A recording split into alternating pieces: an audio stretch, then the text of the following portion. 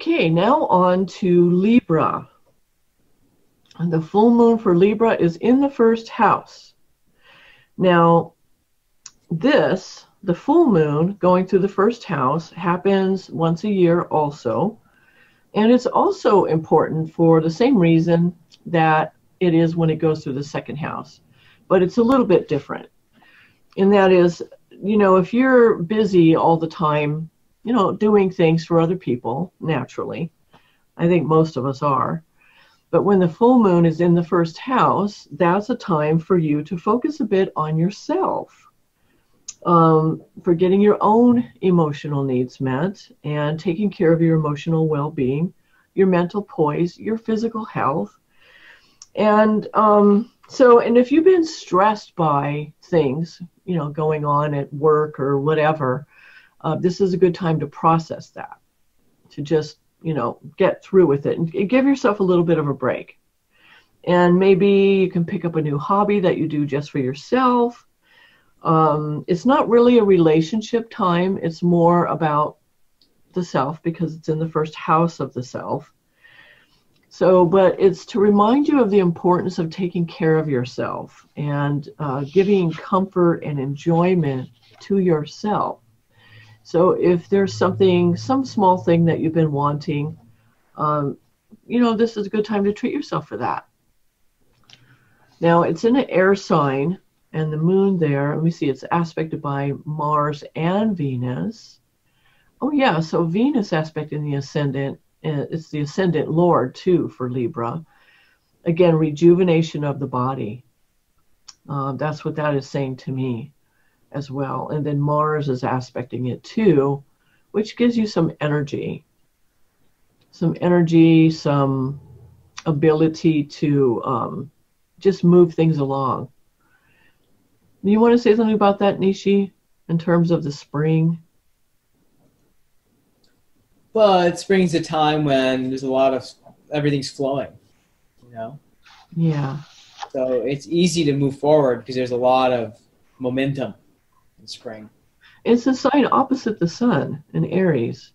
It is. That's right. kind of unusual. It doesn't happen every year. No, it doesn't. The fact that there's this full moon is really interesting.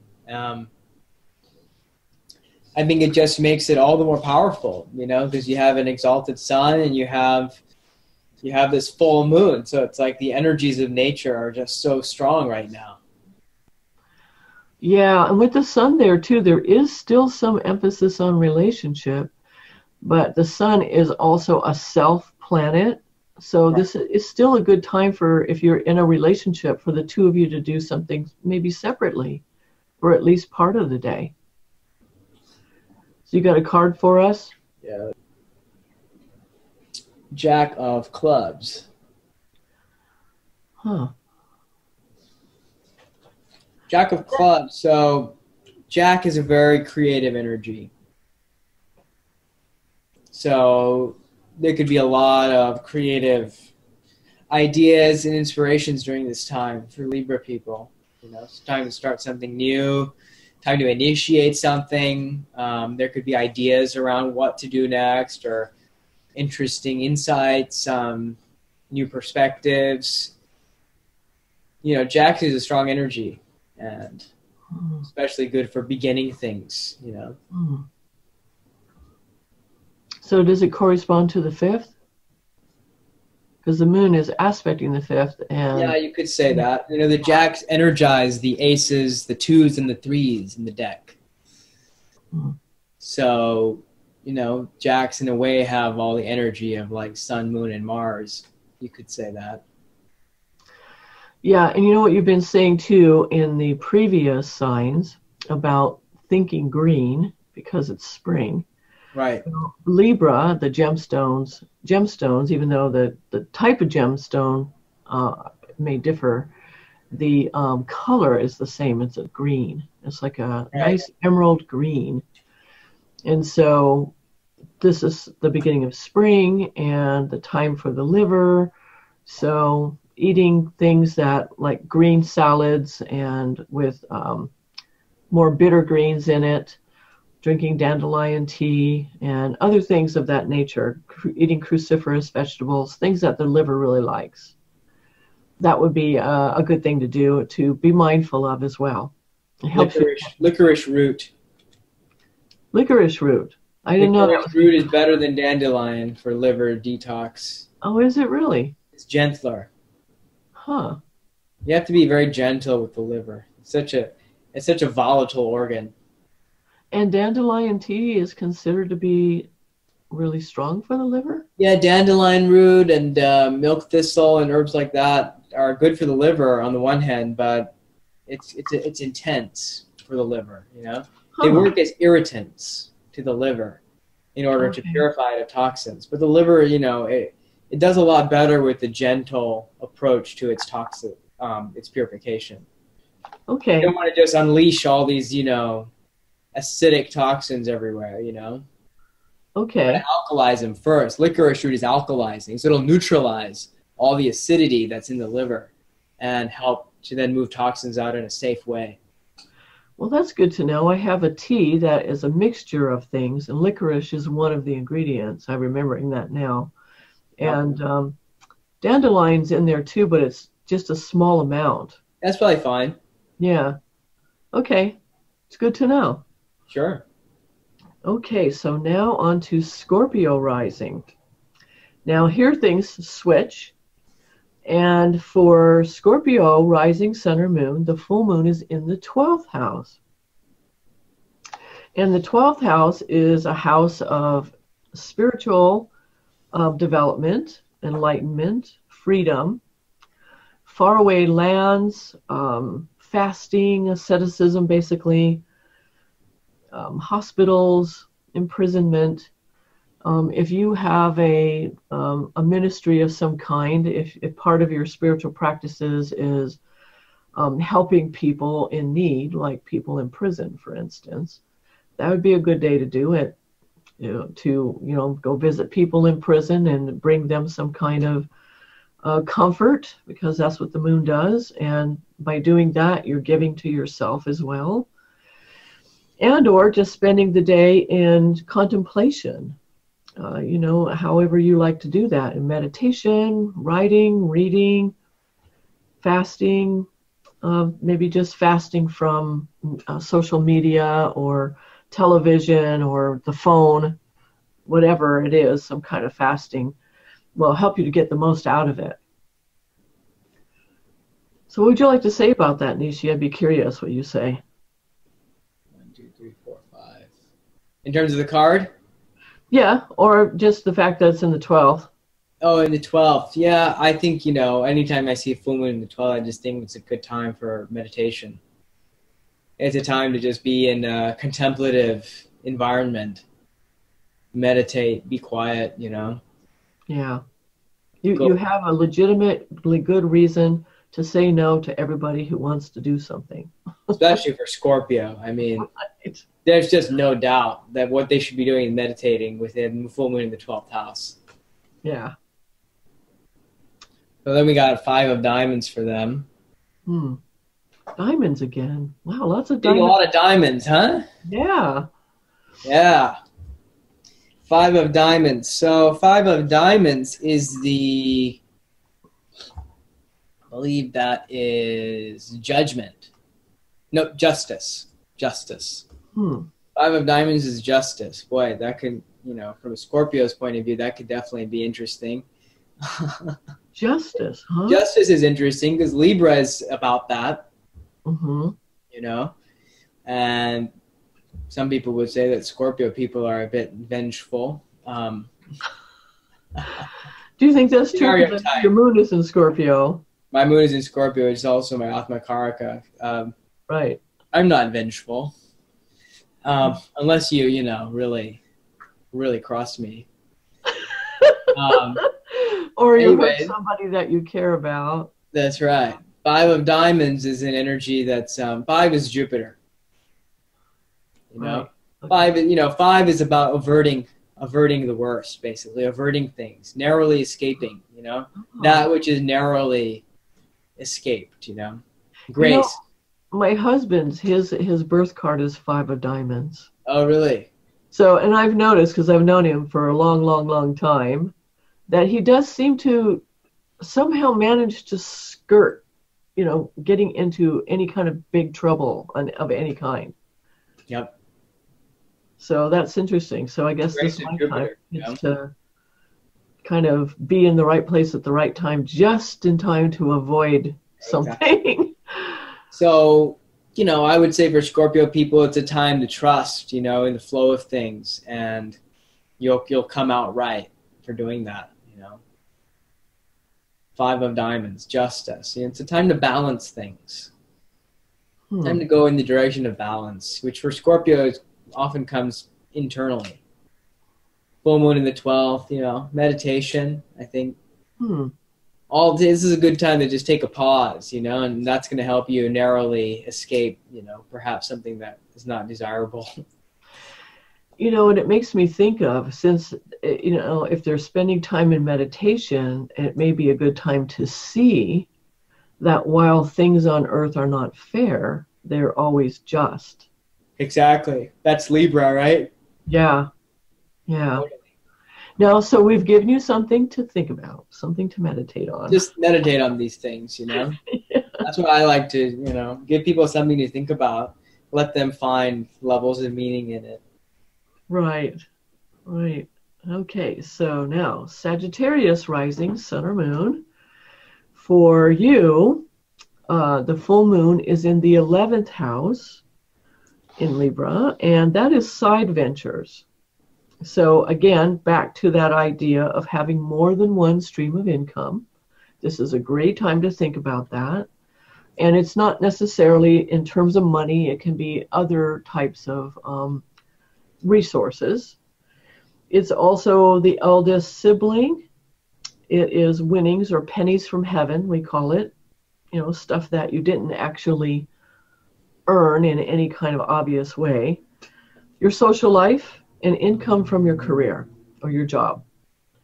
And then you have Jupiter in your first house too. So there's kind of a theme there. There's a strong theme here on abundance and income and wealth.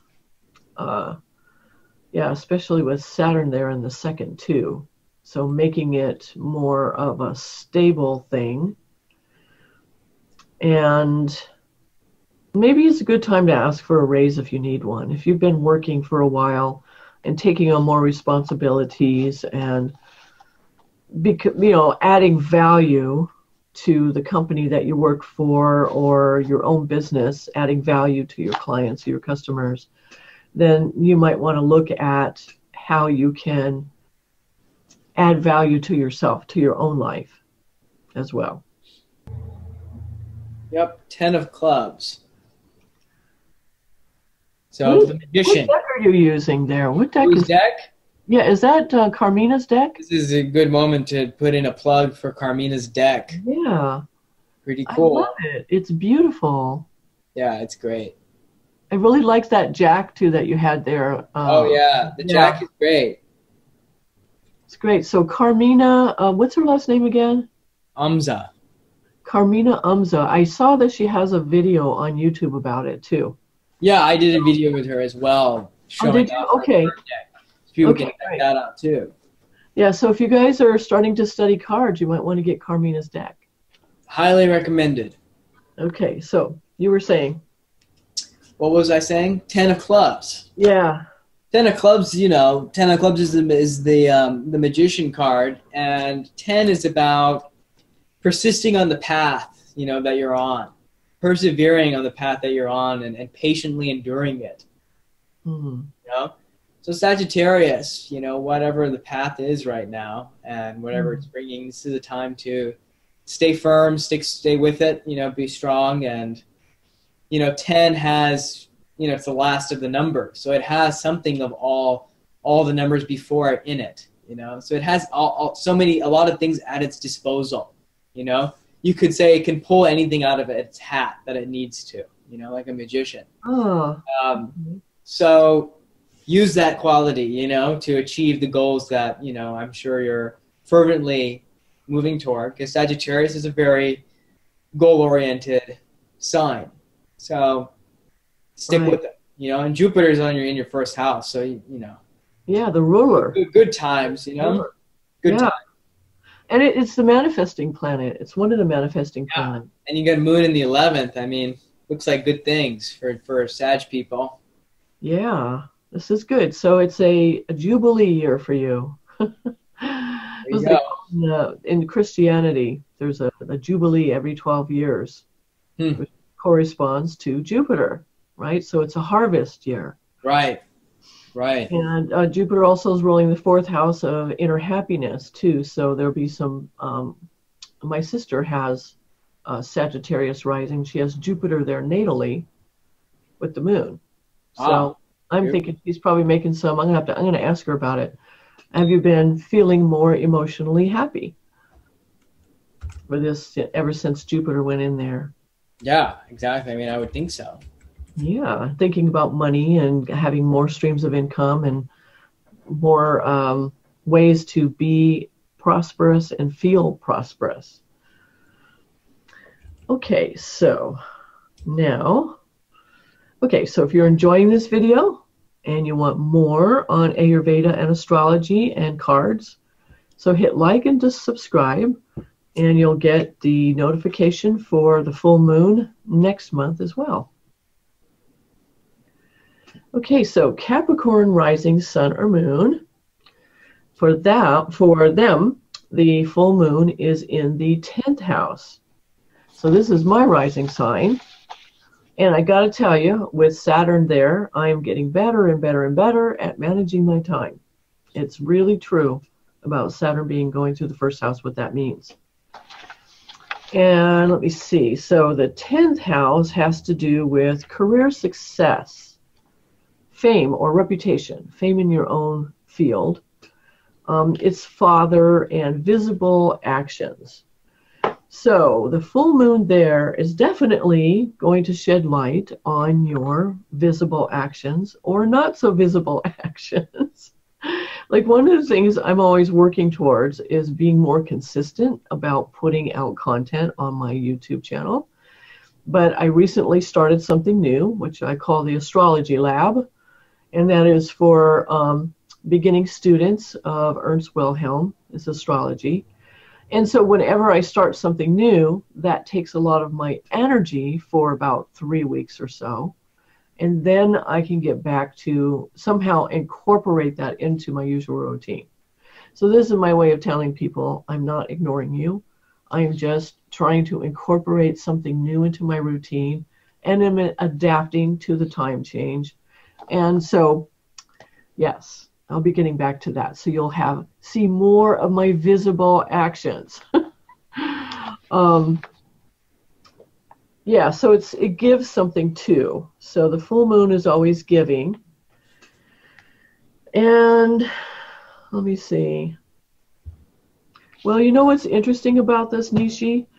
One of the things I wanted to do this year was, well, what I did do is I wrote out my intentions for the year, especially around my career and my goals for the year. And this morning, I just got them out again and read them over. Oh, cool. And it happened. And I think it did just because I was starting to think about where the full moon was going to be on the 21st. And this is totally related to that. It's always really fascinating to see how, if you don't pay attention to the transits on a daily basis, and you just kind of check in once in a while, you'll find that what you're doing is always corresponding to where the transiting planets are. Yep. Yeah, and it's not because I've had that experience too many times. Yeah, well, and if it makes you feel like a puppet, don't, because it's not about being a puppet. It's really more an outward expression of what's going on the inside. It's a synchronous exactly. It's a expression. synchronicity, you know. It's a harmony between the inner and the outer that's to be recognized. Exactly. So now, what card do you have? 5 of Hearts. Oh, okay. So another red 5. We're getting a lot of like similar cards. 5 of Hearts is also going to be justice, just like the 5 of Diamonds is. Huh. This is a heart suit. So hearts are more watery than diamonds, you know. It's a water element instead of earth element. It's emotionally based. whereas diamonds are more about the concrete realization of skills and ability. You know, the hearts are a lunar suit, being the second suit. So it's nice to see a lot of hearts popping up here. Five of Hearts. Yeah, something to think about there. Emotional justice. Emotional justice, huh? Emotional balance, you know, finding, you know, narrowly, you know, averting some kind of emotional misfortune, perhaps. You know, it's one way of saying it. It's more like you'll find yourself in the right, you know, just having found yourself in the right, you know, place emotionally. Huh. Okay. Similar to your husband's card, you know, altogether. Yeah, that Five is of it. Hearts. That's nice. You know, it's nice to have a little Jupiterian energy here with your Saturn and Ketu in the first house. You know, Yes. you need all the grace and averting of obstacles you can get. Right. This is true. And then the 10th, the full moon in the 10th too. How is that relating to the Five of Hearts? I'm trying. I guess maybe my emotional connection to my business. Yeah, maybe it's you need to feel the ways. You need to feel a sense of emotional justice, emotional balance, in order for your work to like really, you know, come to fruition the way that you would like it to be. It's like finding finding the balance, you know, with the heart suit, emotions. Very interesting. Then letting that become the diamond, you know? Okay. Okay. Well, thank you, Neeshee. Okay, so now on to Aquarius rising sun or moon. And for you, the full moon is in the 9th house. This is a great house. It's one of the fortune houses. It's higher education, special trips, luck, a pilgrimage. It's the house of your guru, spiritual development, and your spouse's siblings.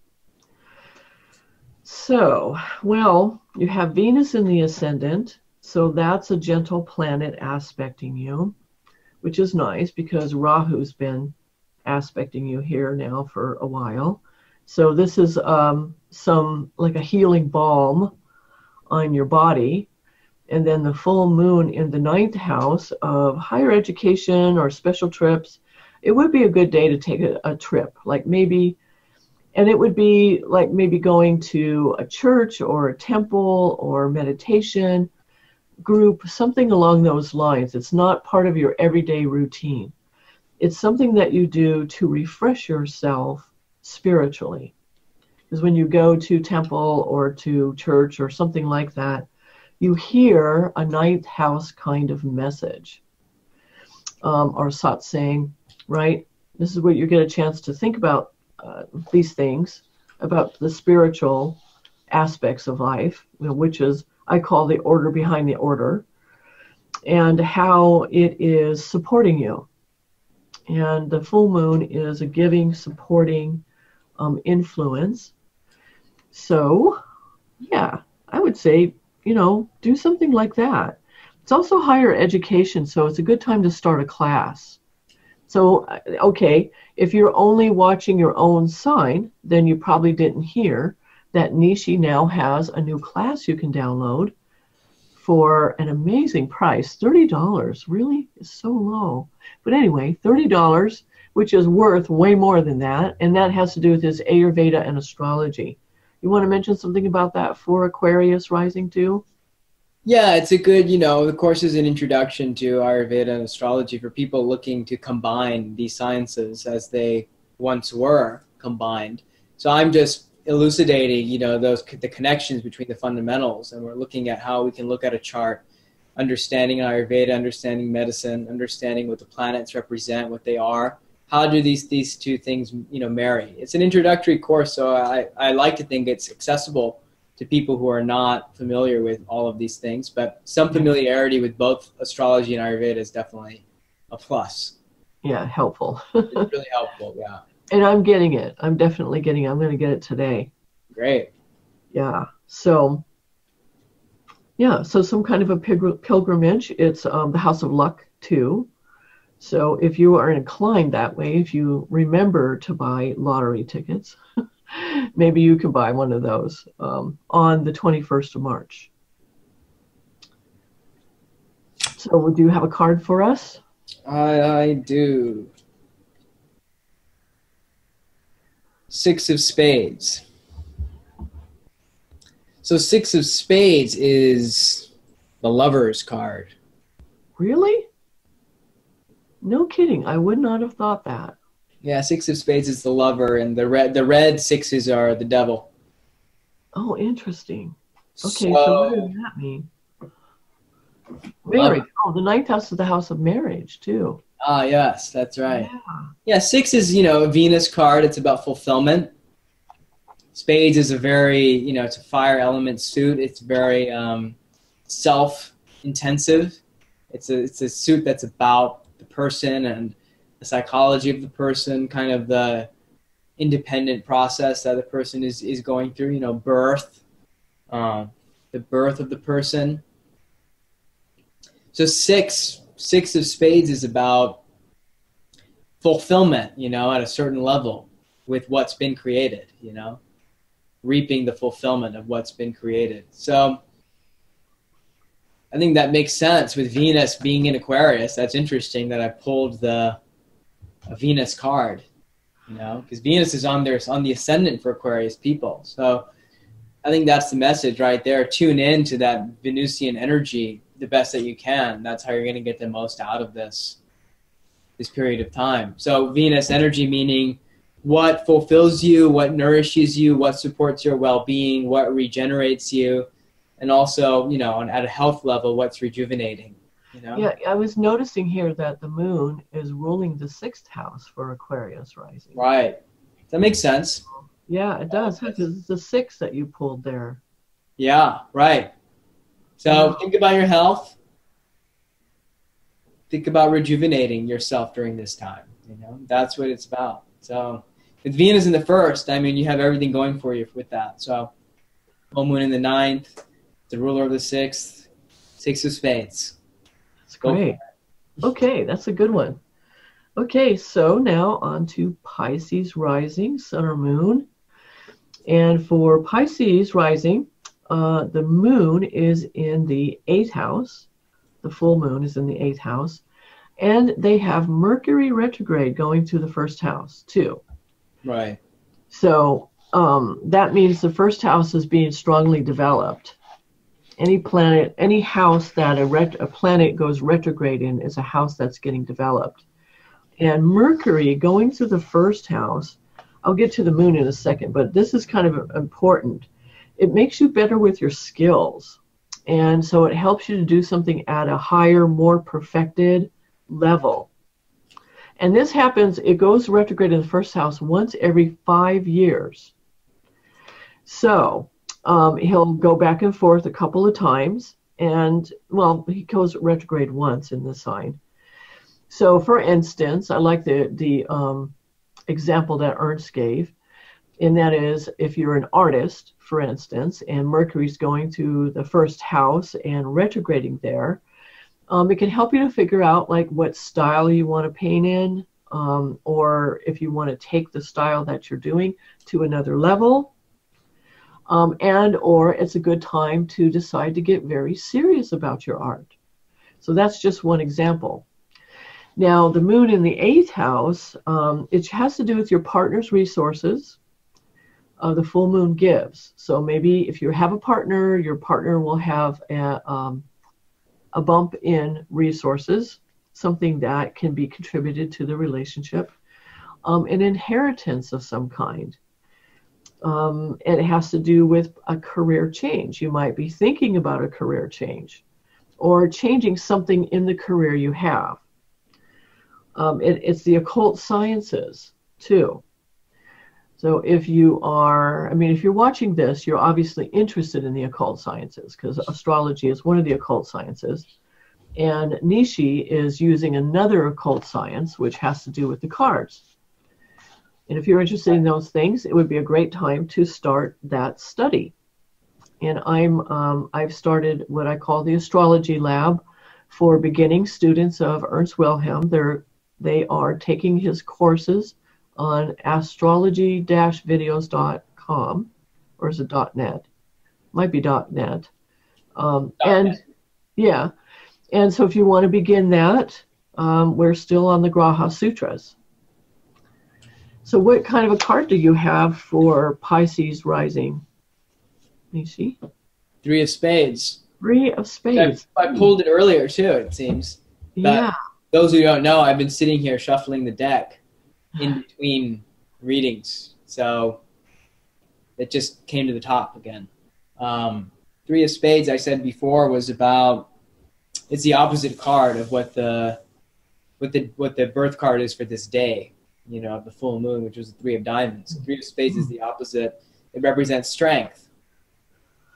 So this is a time for Pisces people to tune into the energy of that card, which is find the ways in which you're strong, you know, mentally, emotionally, physically. You need to find, you know, that strength and use that strength to push forward, you know, move forward with the next thing. And this is a time in spring where there's a lot of forward movement. So 3 of Spades just shows that Pisces people are going to need to be really strong in themselves during this time and let that quality come to the fore. You know, being a more sensitive sign, it might not be as in character, you know, but it's a time to kind of let that come out. Oh, that, you know, what's interesting about that is that 3 is Mars. Right. Look, they have Mars in the 3rd house. In the 3rd house. There you go. This has happened a few times now. Yeah, that's so amazing. So developing your skills, again, dealing with your siblings, and also Mercury there going retrograde in the 1st house. There's it looks to me like a real like getting to the next level in their skills too. Yep. Yeah. Okay, so, and then, yeah, then remember the full moon always gives something too. So there'll be something nice there. And if you don't have a partner, then it could have something to do with, like I said, inheritance or thinking about a change in your career, and perhaps studying the occult sciences. Okay, so that was, if you've enjoyed this video and you want more on Ayurveda, astrology, the cards, full moon forecasts, please hit like and subscribe so that you get the next one for next month. And if you have any like parting thing to say or anything like that, Neeshee? No, I just wish everyone a happy spring. Yeah, happy spring. And again, if you need help with your health, Neeshee is an Ayurveda practitioner as well as an astrologer. And I've already sent some clients to him, and they're telling me good things. So just remember that. Until next time, goodbye. Thank you.